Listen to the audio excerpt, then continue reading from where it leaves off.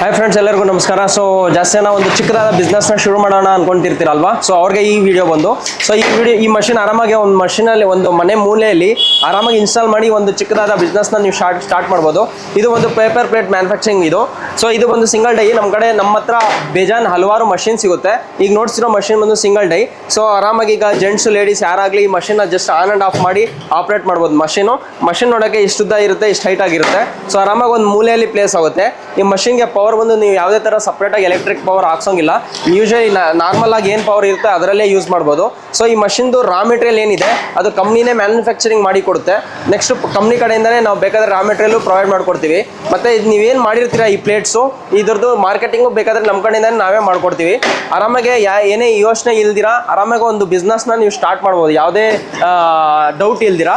So ಇನ್ನಷ್ಟು ಮಾಹಿತಿಗಾಗಿ, ಇನ್ನಷ್ಟು ಡೌಟ್ಸ್ಗಾಗಿ ಕೊಟ್ಟಿರೋ ನಂಬರ್ಗೆ ಕಾಲ್ ಮಾಡಿ ಮತ್ತಷ್ಟು ಮಾಹಿತಿ ತಗೊಳ್ಳಿ. ಬೇಗ ನೀವು ಕಾಲ್ ಮಾಡಿ ಈ ಮಷಿನ್ ಬಗ್ಗೆ ಇನ್ನಷ್ಟು ಮಾಹಿತಿ ತಗೊಳ್ಳಿ.